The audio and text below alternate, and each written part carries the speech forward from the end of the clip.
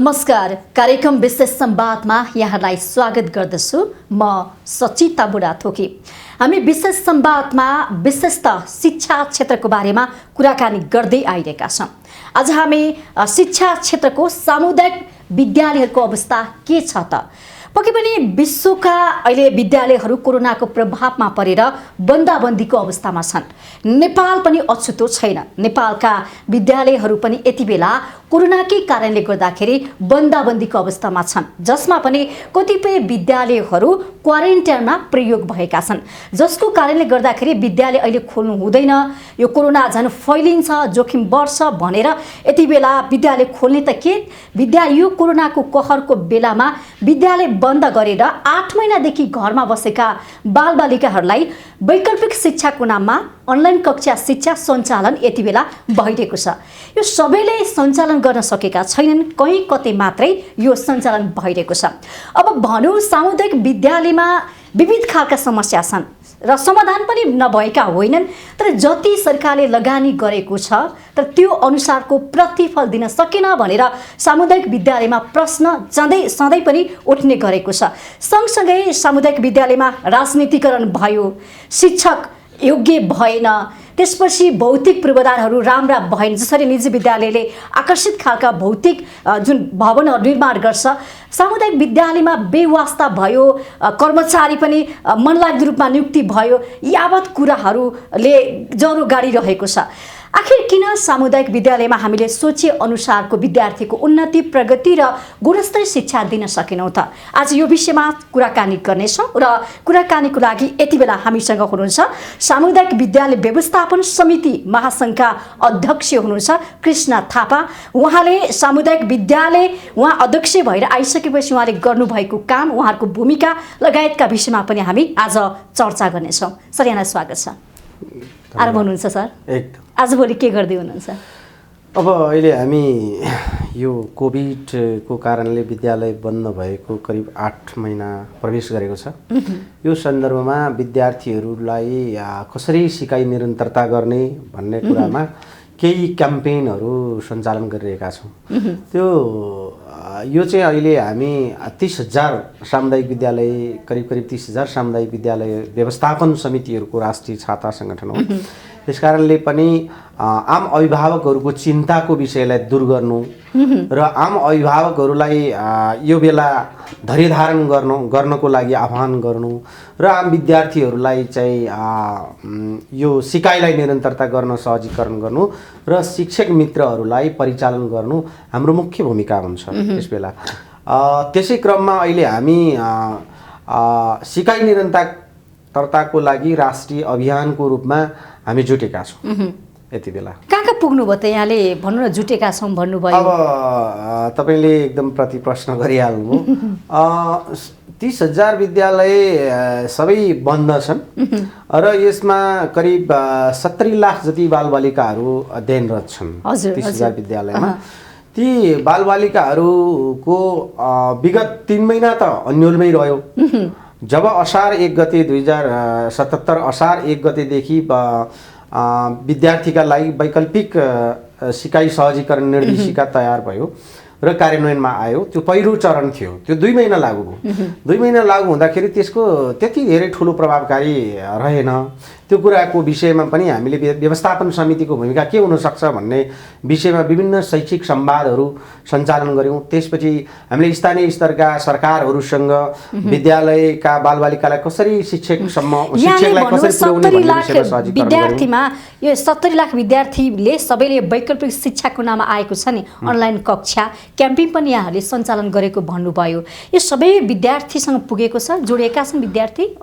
यो क्याम्पेन हामीले सञ्चालन गरेको होइन, हामीले सञ्चालन गर्न सरकारलाई सहजीकरण गर्ने हो, सहयोग गर्ने हो र शिक्षकहरूले यसलाई कार्यान्वयनमा ल्याउने हो।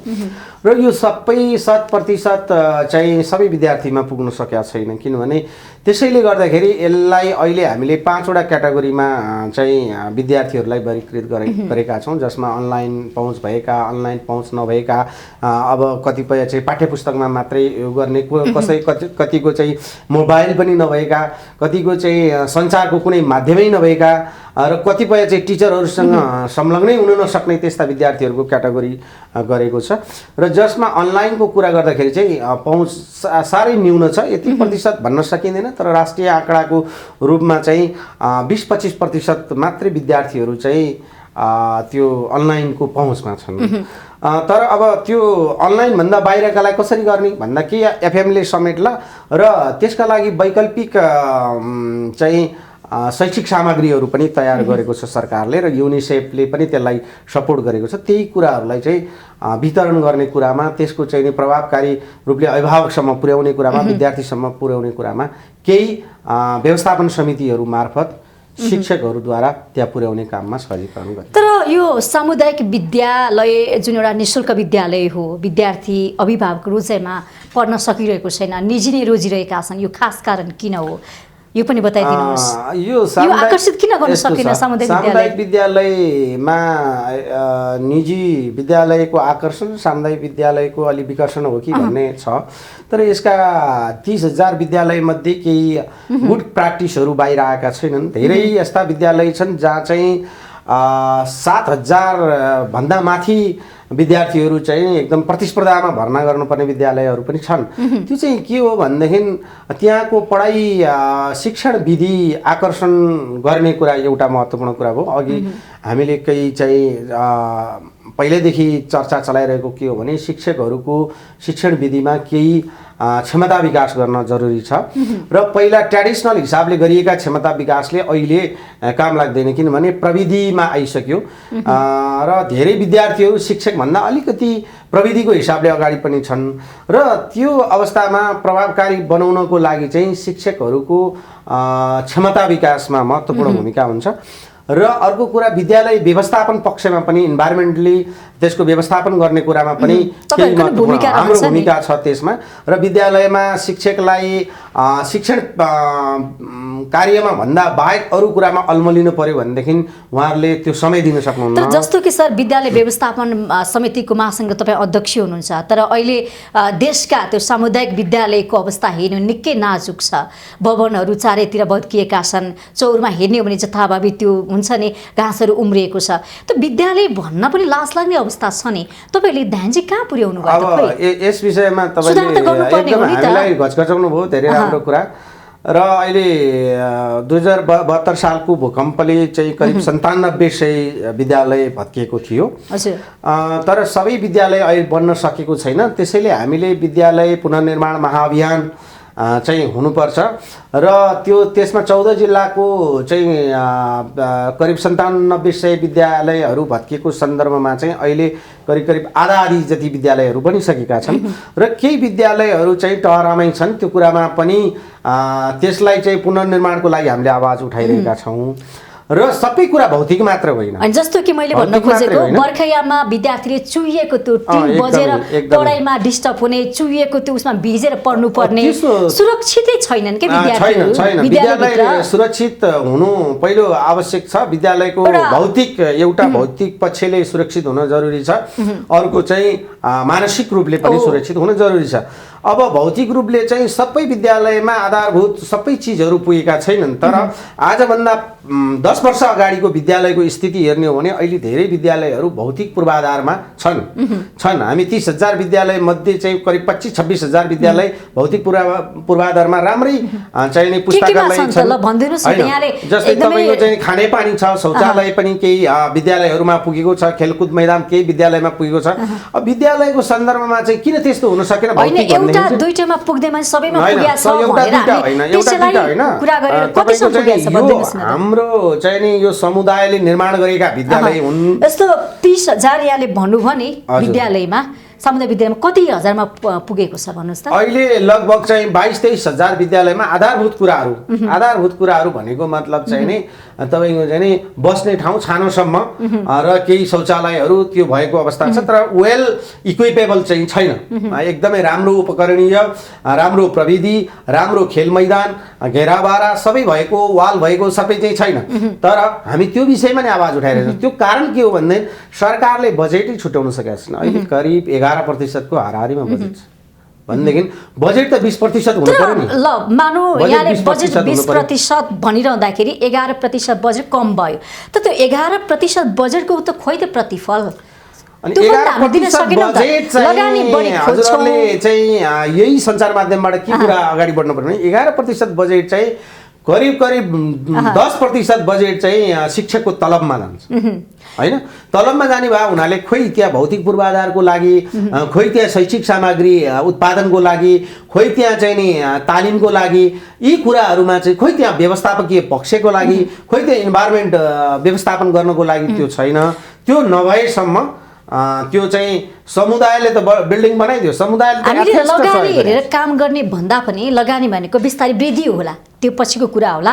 तर हामीले पनि जुन लगानी अनुसार जति प्रतिफल हामीले राज्यलाई दिनुपर्ने हो नि त, त्यो पनि दिन सकेका छैनौँ। एकदमै त्यो तपाईँले चाहिँ नि अब गुणस्तरीय शिक्षा चाहिँ दिनको लागि चाहिँ एउटा कुरो त परीक्षा प्रणालीमा केही सुधार ल्याउनु पर्यो। हजुर। परीक्षा प्रणाली यो 3 घण्टे परीक्षा प्रणालीको मात्रै सबै कुराहरू हुँदैन र पाठ्य पुस्तकमा मात्रै पनि सीमित हुनु हुँदैन, यो व्यावहारिक शिक्षामा हुनुपर्छ, प्र्याक्टिकल शिक्षाहरू हुनुपर्छ।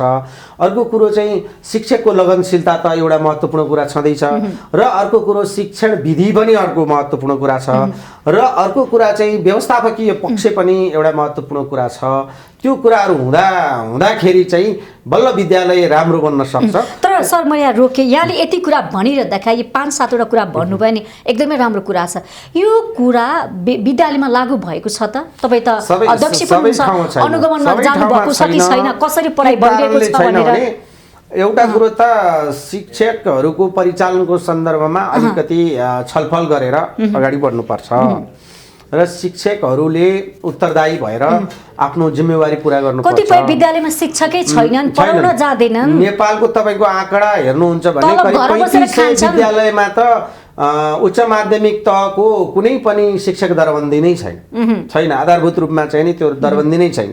कतिपय विद्यालयमा चाहिँ नि 2टा भाषामा पढाइ भइरहेको छ, मातृभाषा नेपालीमा पढाइ भइरहेको छ, अङ्ग्रेजी माध्यमबाट पढाइ भइरहेको छ। त्यसमै समस्या के छ भने टिचरको अभाव छ, विषय शिक्षकको अभाव छ, साइन्स र म्याथ टिचरकै अभाव छ। त्यो किसिमको कुरा राज्यले न्यूनतम दरबन्दी पुर्याउने काम त्यो राज्यको काम हो। त्यसप्रति हामीले जहिले पनि उम्ला ठडाएका छौँ। समुदायको काम भनेको के हो भने विद्यालय भवनहरू बिग्रियो भने त्यसलाई मर्मत गरिदिने, सम्भार गरिदिने, अनि त्यसपछि विद्यार्थीहरू भर्नाको बेलामा अभिभावकहरूलाई सचेतना गराउने र विद्यार्थीहरूको पढाइलाई चाहिँ निरन्तरता गर्नलाई विद्यालयसम्म पुर्याउनलाई अभिभावकहरूलाई काउन्सेलिङ गर्ने, त्यो कुरा चाहिँ विद्यालय व्यवस्थापन तर अहिले त्यो कुरा चाहिँ हामीले एकदमै समस्याको रूपमा देखेको भनेको विद्यालय बाहिर धेरै विद्यार्थीहरू छन्। सरकारले पनि भर्ना अभियान सञ्चालन गर्यो। अब सरकारी आँकडामा 98 पोइन्ट समथिङ चाहिँ भर्ना भइसकेका छन् र केही 1.1 जति पोइन्ट चाहिँ बाँकी छ भन्ने खालको कुरा छ। तर त्यो पनि केही अपाङ्ग भएका बालबालिकाहरू उहाँहरूलाई पनि त्यहाँ विद्यालयसम्म पुर्याउनु पर्छ भन्ने खालको। अनि फेरि कतिपय विद्यार्थीहरू भर्ना हुन्छन्, बिचमा क्लास छोड्छन्, यो समस्या पनि छ नि।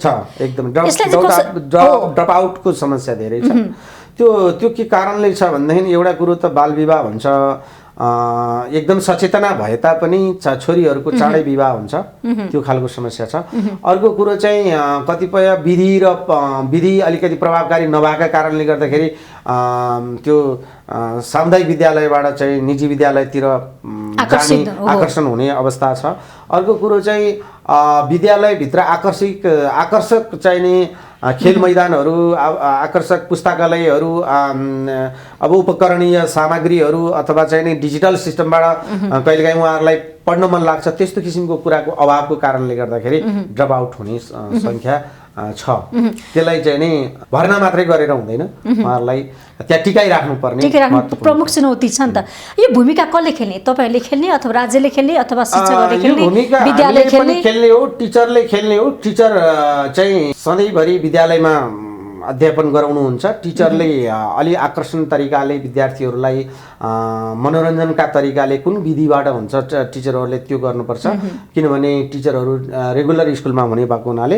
अर्को कुरो, सरकारले आधारभूत केही स्रोतहरूको व्यवस्था त गरिदिनुपर्छ र समुदायले, अभिभावकहरूले घरमा करिब 18 घण्टा अभिभावकसँग बालबालिका बस्छ, उसले पनि आफ्नो बालबालिकाको लाई के गर्नुपर्ने भन्ने दायित्व उसले पनि बुझ्नुपर्छ, किनभने 6 घण्टा नै स्कुलमा बस्छ। त्यसकारणले गर्दाखेरि दायित्व सबैको त्रिगुणात्मक नै दायित्व हुन्छ। सबैको भूमिका हुनुपर्छ, सबैले यसमा चाहिँ पहल गर्नुपर्छ। यो पाठ्यक्रमको कुरा यहाँले गर्नुभएको थियो, पाठ्यक्रम जुन रोक लगाइयो भन्ने कुरा आएको छ, हिसानले गर्यो भने किन रोक लाग्यो, तपाईँहरूको धारणा के छ यस विषयमा? +2 अथवा चाहिँ 11 कक्षाको पाठ्यक्रम अहिले भर्खरै लागू गर्न भनेर सरकारले निर्देशन दिएको थियो र पाठ्यक्रम बनि पनि सकेको छ, सबै भएको छ। त्यो लागू गर्ने क्रममा केही विद्यालयहरूले पठन पाठन पनि सुरु गरिसकेका छन् र परीक्षाको नजिक पनि आइसकेको छ र अहिले सर्वोच्चले भर्खरै 1-2 दिन अगाडि यसलाई चाहिँ अन्तरिम आदेश दिएर यो रोक्नु भन्ने चाहिँ आदेश दिएको छ। त्यसप्रति हामी यही मार्फत आपत्ति व्यक्त गर्दछौँ, किनभनेदेखि नयाँ पाठ्यक्रम, नयाँ व्यवस्था परिवर्तन भइसक्यो। नयाँ व्यवस्था परिवर्तन भइसकेपछि पाठ्यक्रम पनि परिवर्तन हुनुपर्छ र अहिलेको व्यवस्थाको बारेमा बालबालिकालाई थाहा हुनुपर्छ, नेपालको नक्साको बारेमा थाहा हुनुपर्छ, नेपालको जनसङ्ख्याको बारेमा थाहा हुनुपर्छ। तर यो चाहिँ निजी विद्यालयको केही स्वार्थ का कारण, उहाँहरूको चाहिँ बिक्री वितरणको कुराहरू नमिलेका कारणले यो बन्द गर्ने कतैबाट चाहिँ चलखेल भइरहेको छ। यसप्रति हाम्रो आपत्ति छ र यो निरन्तरता हुनुपर्छ, सर्वोच्चले यसप्रति ध्यान दिनुपर्छ। निजी र सामुदायिक विद्यालय बीच गुणस्तरको कुराहरू असमानता थुप्रै छन्। यहाँले अझै पनि भन्नुभएको छ निजी विद्यालयको स्वार्थको कारणले गर्दाखेरि यो पाठ्यक्रम रोक्न लगाइयो भन्ने कुरा गरिरहनु भएको छ। यो खाडल कहिले पुर्ने तपाईँहरूको बिचमा यो आन्तरिक द्वन्द्व छ नि? ठुलो कुरो सरकारको प्लानिङ हुनुपर्छ। एजुकेसनको 25 वर्ष हो कि 30 वर्ष हो कि 20 वर्ष हो कि प्लान हुनुपर्छ। प्लान भइसकेपछि स्टेक होल्डरहरूलाई त्यो प्लानको विषयमा सबैसँग चाहिँ ओनरसिप लिनुपर्छ। स्टेक होल्डरहरूले ओनरसिप लिनु पर्यो। जस्तै शिक्षकले ओनरसिप लिनु पर्यो, विद्यालय व्यवस्थापन समितिले ओनरसिप लिनु पर्यो, स्थानीय सरकारले ओनरसिप लिनु पर्यो, अभिभावकले ओनरसिप लिनु पर्यो। त्यसपछि बल्ल चाहिँ यो विद्यालय हाम्रो है भन्ने कुरा हुन्छ। अब अलिकति तपाईँले चाहिँ नि कुरा गर्दै गर्दाखेरि निजी विद्यालयको गुणस्तरीय भने के? इङ्ग्लिस बोल्ने गुणस्तरीय हो? ठेकी नचिन्नु चाहिँ के हो त? ठेकी भनेर के हो भनेर नचिन्नु चाहिँ निजी विद्यालयमा पढ्नेले ठेकी भनेर नचिन्नु। अंग्रेजीलाई एउटा क्वालिटीको रूपमा लिन्छ। तपाईहरु होइन अंग्रेजी त्यो भाषा माध्यम हो। तपाई किन यो शिक्षा त एउटा मान्छेले सबै कुरा जान्नु, सिक्नु, रोजगारीसँग जोड्नु, मान्छेलाई एउटा व्यावहारिक जीवन परिवर्तन गर्नु शिक्षा हो। तर निजीले दिने शिक्षा र तपाईहरुले दिने शिक्षामा फरक छ भन्ने कुरा आएको छ। वास्तवमा तपाईहरुको विभाग चाहिँ के हो? कुरा शिक्षा हो। अब क्वेशन र आन्सर 3 घण्टाको क्वेशन र आन्सरको हिसाबले क्वालिटी जाँच्ने होइन। तर अहिले नेपालको करिकुलममा हुन्छ क्वालिटी भने कस्तो हुन्छ भन्ने कुरा करिकुलममा हुन्छ। व्यावहारिक कुराहरू ज्ञान दिने खालको करिकुलम बन्यो भने त्यो चाहिँ शिक्षा क्वालिटीको हुन्छ। जस्तै तपाईको एसएलसी पास गर्ने मान्छेहरूले स्टामोल के को लागि भनेर थाहा पाउँदैनन्। ज्वरो आउँदाखेरि के गर्नुपर्छ, सामान्य बिरामी हुँदा के गर्नुपर्छ भन्ने कुरा थाहा पाउँदैनन् भने त्यो क्वालिटीको एजुकेसन होइन। र अर्को कुरा चाहिँ निजी विद्यालयमा पढेर तपाईको चाहिँ नि ओभरसिज हुने खालको चाहिँ त्यसले चाहिँ जनशक्ति बाहिर पठाउने खालको मात्रै पनि त्यो चाहिँ भाषाले मात्रै पनि। तर यस्तो पनि भइरहेछ, अभिभावकले पनि के बुझ्नु भएको छ भने खरेर र अंग्रेजी बोल्यो भने ओहो मेरो छोराछोरी त कति धेरै ट्यालेन्ट रहेछ, कति धेरै प्रगति गरेछ है, धेरै जान्ने भएछ भने त्यो मानसिकता पनि एकातिर छ। अर्कोतिर निजी विद्यालयले अंग्रेजी माध्यमबाट पढाउनु पर्छ भन्ने कुरा छ र सामुदायिक विद्यालयमा पनि अंग्रेजी माध्यमबाट पठन पाठन गर्नुपर्छ भन्ने कुरा पनि यो प्रश्न पनि उठिरहेको हो नि। यसमा चाहिँ के भन्नुहुन्छ? हैन, अब अंग्रेजीबाट पठन पाठन गर्ने कुरामा सामुदायिक विद्यालयका अभिभावकहरू पनि आकर्षित छन्। किन आकर्षित छन् भने पल्लो घरको चाहिँ नि भाइको छोराले निजी विद्यालयमा पढेको भाइको छोराले राम्रोसँग अंग्रेजी बोल्छ, मेरो छोराले चाहिँ मेरो छोरीले चाहिँ अंग्रेजी बोल्न सक्दैन, त्यसकारणले गर्दाखेरि निजी विद्यालय चाहिँ राम्रो रहेछ भन्ने कुरा एउटा अभिभावकमा त्यो पर्छ हैन। तर त्यहाँको चाहिँ नि कसरी घटाइएको हो, कसरी रटाइएको हो, कसरी चाहिँ नि त्यो चाहिँ नि उसलाई बोल्न बाध्य बनाइएको हो। तपाईको चाहिँ नि 3 क्लास पढ्ने बच्चालाई नेपाली बोल्नै पाउँदैन भन्दा अबको 50 वर्षपछि नेपाली भाषामा ट्युसन पढाउने त अब फेरि हैन हो। सरकारको एउटा प्लान के हुनु पर्यो भने निजी विद्यालय र सामुदायिक विद्यालयको बीचको ग्याप कसरी हटाउने, निजी विद्यालयको जस्तै निजी विद्यालयका राम्रा कामहरूलाई अनुसरण गरेर चाहिँ नि सामुदायिक विद्यालयमा कसरी रूपान्तरण गर्ने अनि त्यसपछि गएर चाहिँ नि आधारभूत सेवा र सुविधाहरू कसरी सामुदायिक विद्यालयमा गर्ने, शिक्षकलाई कसरी दायित्वमूलक बनाउने, शिक्षकलाई चाहिँ नि खुसी पारेर कसरी चाहिँ उहाँहरूलाई चाहिँ कक्षा कोठाभित्र राम्रो सिकाइ गर्नको लागि उत्प्रेरित गर्ने भन्ने कुरा त सरकारको जिम्मेवारी हो। त्यो आधारभूत कुरामा सरकारले ड्रास्टिक चेन्ज गर्नुपर्छ। अहिले यो व्यवस्था परिवर्तन गरेर केही हुँदैन, तर शिक्षामै परिवर्तन गर्नुपर्छ। अब मलाई लाग्छ परिवर्तन गर्नुपर्छ र शिक्षा भनेको सैद्धान्तिक बहस होइन, व्यावहारिक बहस हुनुपर्छ। शिक्षामा प्रविधि कुरा हो नि त। विद्यालय सञ्चालन गर्नु तपाईँ भाषण गरेर हुन्छ र? विद्यालय सञ्चालन गर्नु त त्यहाँको प्राविधिक कुरा हो। व्यावहारिक शिक्षा भने चाहिँ के हो भनिदिनुस् न त? व्यावहारिक शिक्षा भनेको तपाईँको चाहिँ नि एउटा विद्यार्थीले कृषि सम्बन्धीको ज्ञान पनि पाओस् हैन। उसलाई चाहिँ किन यत्रा चाहिँ खेतबारीहरू छन्, आफ्नो आफ्नो संस्कृति। अब पढाइ त यसो पनि गर्न सकिन्छ। कुनै एउटा त तामाङको घेवामा गएर चाहिँ विद्यार्थीलाई लिएर गएर नजिकको घेवा बाटोमा लिएर गएर यस्तो खालको संस्कार हुन्छ तामाङको भन्न पनि त सकिन्छ नि हैन।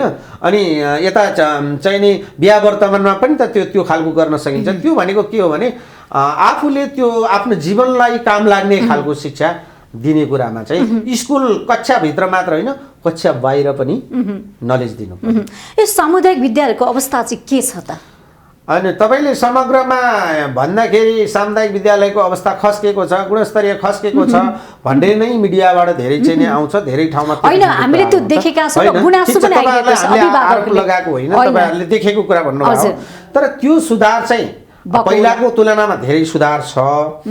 मात्रै के कुरा चाहिँ नि अहिले सुधार हुन सकेका छैन भने एउटा स्रोतको अलिकति अभावको कारणले राम्रो उत्प्रेरक शिक्षकले पनि त्यहाँनेर चाहिँ नि आइसी मेटेरियल्सहरू बनाउनलाई सक्नु भएको छैन।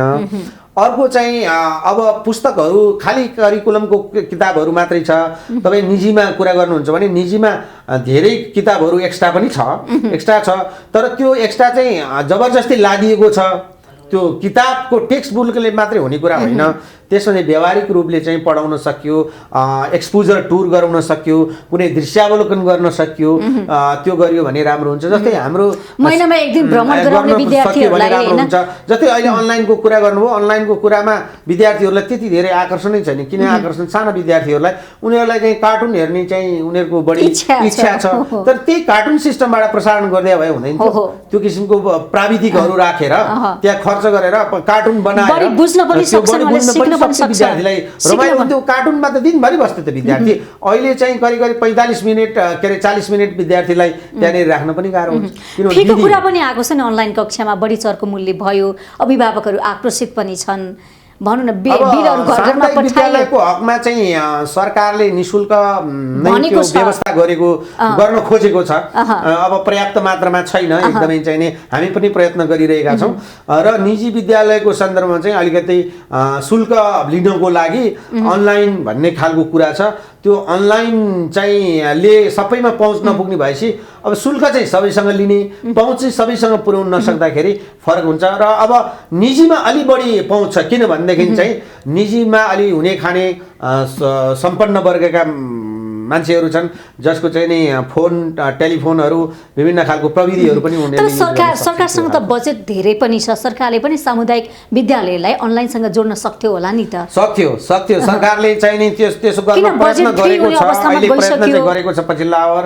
तर पहिला यो चाहिँ नि प्रभावकारी भयो कि भएन भनेर मूल्याङ्कन गर्नु पर्थ्यो। चुनौती के छ त यो अनलाइनमा? चुनौती के छ भने सबभन्दा पहिला त प्रविधिको पहुँचमै छैनन्। प्रविधिको पहुँचमा छैनन् भने प्रविधिको प्रोभाइड गर्नु पर्यो नि, प्रोभाइड गर्नु पर्यो। अहिले भर्खरको पछिल्लो उसमा चाहिँ शिक्षकलाई टेलिफोनको माध्यमबाट सिकाउन सकिन्छ भन्ने हिसाबले चाहिँ सिम कार्ड दिने, रिचार्ज कार्ड दिने, केही विद्यार्थीहरूलाई।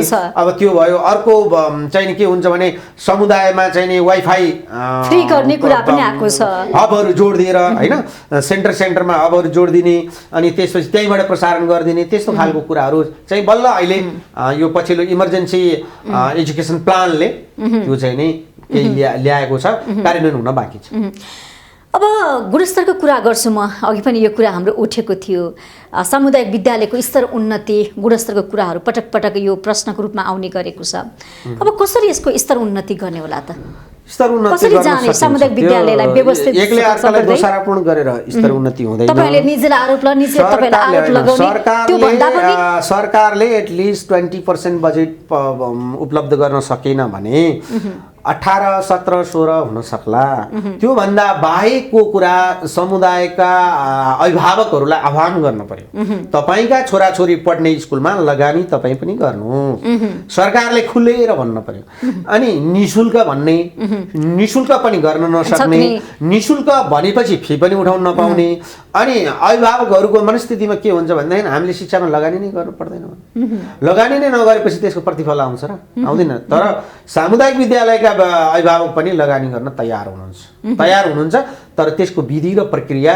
सरकारले स्पष्ट रूपमा आह्वान गर्नु पर्यो स्थानीय सरकारले स्पष्ट रूपमा आह्वान गर्नु पर्यो तर अहिले त सबै जिम्मेवार त स्थानीय सरकारलाई दिएको छ नि स्थानीय सरकार कहाँ अलमलमा पर्यो स्थानीय सरकारमा चाहिँ अलमल त छैन होला तर के चाहिँ छ भन्दै संघीय सरकार र स्थानीय सरकारको बीचको तालमेल मिलेको छैन किन मिलेको छैन भने 23वटा अधिकार चाहिँ स्थानीय सरकारलाई दिने तर धेरै जस्तो चाहिँ नि कामहरू प्र्याक्टिस चाहिँ आफै गर्ने हुँदाखेरि संघीय सरकारले आफै गर्न थालेको भन्ने खालको उहाँहरूको आरोप छ स्थानीय सरकारको अनि स्थानीय सरकारले गर्न सकेन उहाँहरूको क्षमता छैन भन्ने उहाँहरूको आरोप छ यो दुईटा आरोप र प्रत्यारोपको बीचमा विद्यालय मारमा छन् र विद्यालयलाई स्पष्ट निर्देशन दिनु पर्यो कि तपाईहरुले यति कुरा बिहोर्ने तपाईहरुले यति कुरा कन्ट्रिब्युसन गर्ने हामीले यति कुरा कन्ट्रिब्युसन गर्ने संघीय सरकारले यति गर्छ कन्ट्रिब्युसन अब स्थानीय सरकारको बजेटै छैन हेर्नु शिक्षामा बजेटै छैन संघीय सरकारको 10.62% छ तर स्थानीय सरकारको खोइ बजेट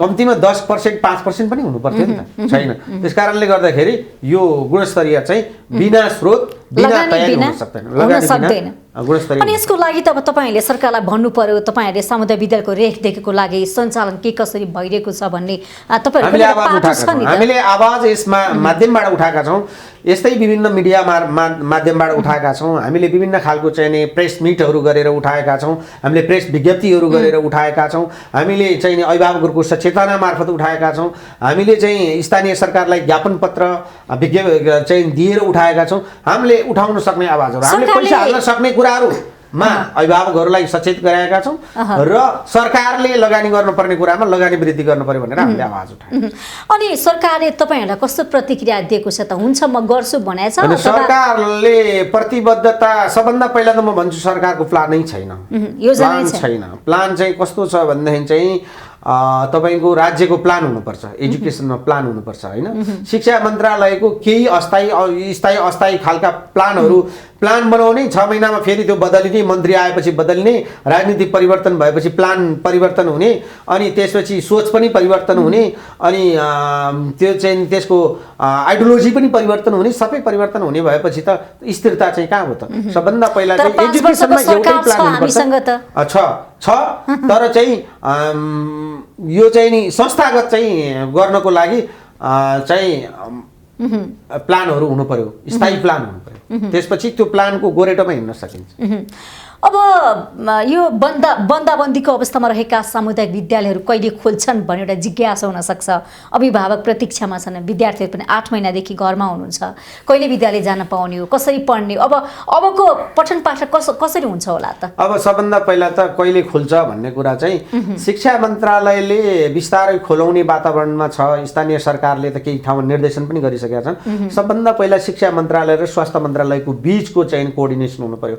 स्वास्थ्य मन्त्रालय भयावह छ एकदमै खोल्नै सकिँदैन एकदमै चाहिँ केही गर्न सकिँदैन भनेर स्वास्थ्य मन्त्रालयको छ शिक्षा मन्त्रालय खोल्नुपर्छ भन्छ अनि स्थानीय के अरे स्थानीयले चाहिँ निर्देशनै दिएको छ सिडिओले बन्द गर्छ फेरि भनेपछि राजनीति भयो शिक्षा क्षेत्रमा त्यसमा सामुदायिक विद्यालयमा राजनीति हस्तक्षेप भएको छ अहिले खोल्न नसक्ने भएर वैकल्पिक प्रणालीबाट सिकाइ निरन्तरताको लागि यो 2-3 महिना समय लिन सक्छ भनेर यो वैकल्पिक प्रणालीको अहिले 2077 को निर्देशिका कार्यान्वयनमा छ यो निर्देशिकालाई प्रभावकारी रूपले कार्यान्वयन गर्नु पर्यो विद्यालय खोल्न सकिएन भने चाहिँ शिक्षण प्रक्रिया चाहिँ जारी राख्न पर्यो, सिकाइ चाहिँ जारी राख्न पर्यो, शिक्षक विद्यार्थीसम्म पुग्ने प्रक्रिया चाहिँ जारी राख्न पर्यो, त्यो खालका चाहिँ बरु बजेट व्यवस्थापन गर्न पर्यो, वैकल्पिक प्रविधिबाट चाहिँ कसरी विद्यालयलाई गर्ने भन्ने किसिमको कुरा सोच्नु पर्यो, विद्यालयलाई प्रविधिमय बनाउनु पर्यो। अब परीक्षाको कुरा पनि छ नि त, परीक्षा कहिले कसरी परीक्षा चाहिँ टेबलमा राखेर पहिलाको जस्तो ट्रेडिसनल रूपमा टेबलमा राखेर सिम्बल नम्बर दिएर किन परीक्षा गर्नु पर्यो? परीक्षा भने त सिक्ने नै हो, सिक्ने कुरालाई जसले जहाँबाट सिक्छ त्यही कुरालाई परीक्षाको मूल्याङ्कन पद्धति बनायो भइहाल्यो। कोही मान्छे बाटोमा हिँड्दै राम्रो कुरा सिक्छ भनेदेखि त्यसैलाई पद्धति बनायो भइहाल्यो। त्यो किसिमको कुरा चाहिँ अहिले खालि कागजमा परीक्षा गर्ने अनि त्यसै फर्म भर्ने परीक्षा गर्ने, अब खोइ त एसई चाहिँ परीक्षा नलिकन नेपालले त्यसैलाई मान्यता दिएको छ, हाम्रो परम्परा त्यही अनुसार चल्दै आयो। होइन, सर्टिफिकेट दिने कुरा हो, त्यो क्वालिटी कन्ट्रोलको लागि सर्टिफिकेट दिने हो। त्यो सर्टिफिकेट दिने पनि एउटा सिस्टम बनायो भने हेर्नुहोस्, खुल्ला विश्वविद्यालय छ, खुल्ला स्कुल चाहिँ किन नहुनु, खुल्ला स्कुल पनि हुनसक्छ, तर त्यो यस्तो आपतकालीन बेलामा चाहिँ सरकारले यस्तो आपतकालीन नै अवस्था आउन सक्छ है भनेर प्लान बनाउनुपर्छ होइन। तर 8 महिना भइसक्यो, 8 महिनामा पनि कुनै खोइ त्यस्तो खासै प्लान त छ, प्लान छ। कार्यान्वयनको तपाईँलाई चाहिँ नि आकस्मिक शैक्षिक चाहिँ क्यालेन्डर भन्ने छ, बनाएको छ, तपाईँहरूले पनि म तपाईँहरूलाई प्रोभाइड गर्न सक्छु। त्यो कार्यान्वयनमा ल्याउनुपर्छ, त्यो कार्यान्वयनमा ल्याउनको लागि हामी हर तहले जुटेका छौँ। हस्, समयको लागि यहाँलाई धेरै धेरै धन्यवाद। हस्, धन्यवाद। कार्यक्रम विश्व संवादबाट मैले पनि बिदा लिने बेला भइसकेको छ। बिजनेस प्लस टेलिभिजन हेर्दै गर्नुहोला। नमस्ते।